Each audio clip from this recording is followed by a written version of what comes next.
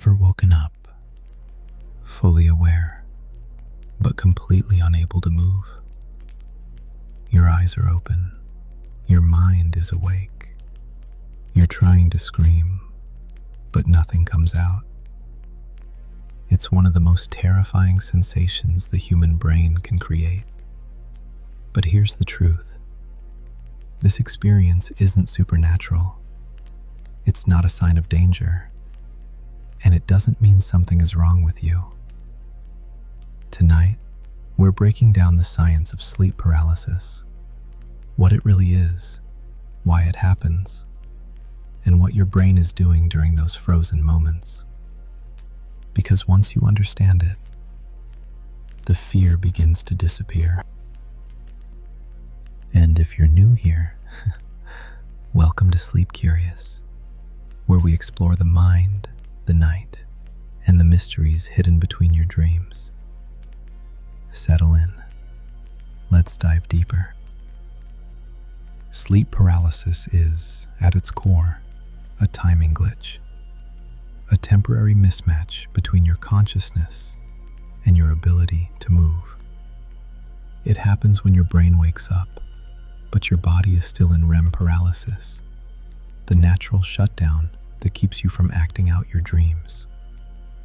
Most nights, this transition is perfect. You wake up, your motor system switches on, and everything feels normal. But sometimes, consciousness comes online first, and for a few seconds, or a few minutes, you become fully aware inside a paralyzed body. Here's why it feels so terrifying. Your prefrontal cortex, the logical, rational part of your brain, is only partially awake. But your amygdala, your fear center, is firing at full intensity. Your brain senses something is wrong, but it can't analyze or calm itself normally. This is why sleep paralysis produces such intense, primal fear, even though the experience itself is completely safe. Studies show that 8% of people experience sleep paralysis regularly, and up to 40% of all humans will experience it at least once. It's far more common than people realize, and far less dangerous than it feels. To understand sleep paralysis, we need to look at something your brain does every single night. REM, Atonia, dream paralysis. During REM sleep, your brain is wildly active. You're dreaming, processing emotions, creating memories, but your body has to stay still. If not, you'd physically act out your dreams. So the brainstem, specifically the pons and medulla, releases chemicals like GABA and glycine that block signals traveling from your brain down your spinal cord to your voluntary muscles. Your legs, your arms, your torso, all temporarily shut down. Only your eyes and diaphragm remain active. This system is beautifully designed and almost always flawless. But sleep paralysis happens when it doesn't turn off fast enough. Your cortex wakes up. Your memories, senses, and awareness all switch on. Your eyes open. You can think, but you still can't move because your motor neurons are still blocked. It's like waking up before the rest of your body catches up. Not dangerous, not permanent, just a delay. A brief mismatch between consciousness and motor control. Most episodes last under 6 minutes, though in the moment, it can feel like an eternity. Here's where sleep paralysis becomes surreal. The hallucinations. People report shadow figures, voices, pressure on their chest, even out-of-body sensations. These patterns aren't random. They're predictable, biological, and completely explainable. Remember, your fear center, the amygdala, is fully awake, but your logical brain is still half asleep. Your mind senses the paralysis and searches for an explanation. This is called threat-activated vigilance. Your brain assumes danger and fills in the gaps with fear-shaped imagery. The intruder hallucination, a shadow in the corner, a figure standing over you. This comes from hyperactivity in the temporal and parietal lobes, the regions that detect motion and presence. Your brain essentially invents a predator. The incubus hallucination, a crushing weight on your chest, difficulty breathing. This happens because REM sleep naturally slows breathing, and your waking brain misinterprets the sensation as pressure or suffocation. The vestibular motor hallucination, floating, flying, or leaving your body. This occurs when your balance system receives conflicting signals from a paralyzed body and an awake mind. These hallucinations feel real because your sensory cortex processes them as real threats. But they are simply your brain trying, desperately, to make sense of mismatched signals. So why would evolution allow something so terrifying? Because the glitch isn't the point. The paralysis itself, REM Atonia, is essential. Without it, we would physically act out our dreams, running, punching, jumping, hurting ourselves, or someone beside us.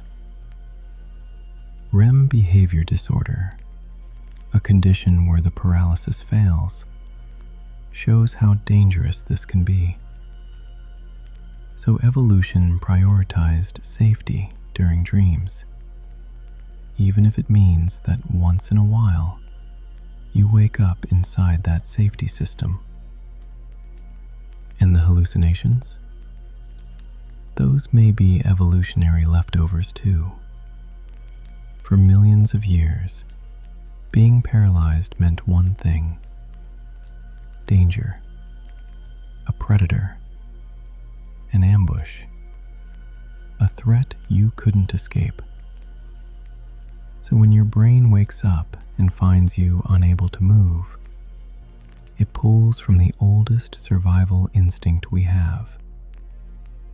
If I can't move, something is hunting me.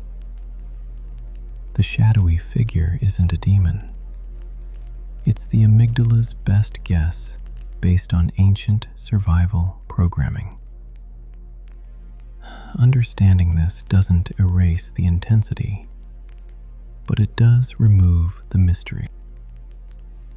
Sleep paralysis feels random, but it isn't. Certain factors make it much more likely. Sleep deprivation. Your brain enters REM faster, meaning the wake-up system gets out of sync. Irregular sleep schedules. Shift workers and inconsistent sleepers experience 3 to 4 times more episodes. Sleeping on your back. About 60% of episodes occur in this position. Restricted breathing confuses the semi-awake brain and can trigger the incubus hallucination. Stress and anxiety. High cortisol keeps your amygdala on high alert during sleep transitions. Narcolepsy. Because REM regulation is unstable, timing glitches are far more common. Certain medications, especially SSRIs, they alter REM structure and can increase the frequency of episodes. The good news? When you know your triggers, you can manage them. If sleep paralysis happens to you, here's what actually helps. 1. Remind yourself it's temporary. Your brainstem will release your muscles. It always does. 2. Don't fight it. Struggling increases panic and can prolong the episode. 3. Start small. Try to wiggle your fingers, your toes. Tiny muscle groups regain control first and signal your brain to wake the rest. 4. Control your breathing. Your diaphragm is not paralyzed. Slow breaths activate your calming system and quiet the amygdala. 5. Name the experience. This is sleep paralysis. I'm safe. My body is catching up. Labeling it reactivates the rational brain. 6. Close your eyes if hallucinations appear. Removing visual input starves the hallucination of fuel. Some people find that relaxing into the paralysis shortens the episode dramatically. Safety, calm, release. To reduce sleep paralysis long term, keep a consistent sleep schedule. Your brain loves predictable rhythms. Avoid sleep deprivation. 7 to 9 hours reduces REM disturbances. Sleep on your side. A simple position change cuts your risk significantly. Reduce stress before bed. Meditation, journaling, or slow breathing help quiet the amygdala. Avoid caffeine and alcohol late at night. Both disrupt REM structure. Create a calm sleep environment. Dark, cool, quiet. The perfect conditions for stable sleep transitions. If episodes are frequent or severe, a sleep specialist can check for underlying conditions like narcolepsy or sleep apnea.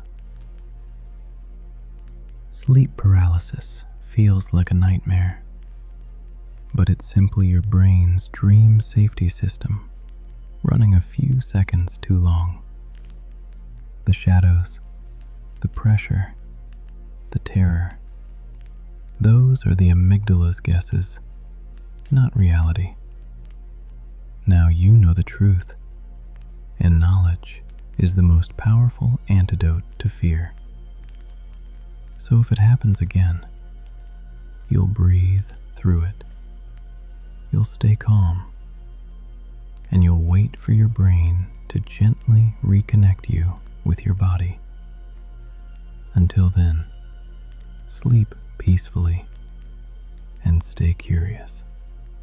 And if you want more calm, science-backed explorations of the mind and the night, make sure you return to Sleep Curious, where every question leads a little deeper into the unknown. Sleep well and stay curious.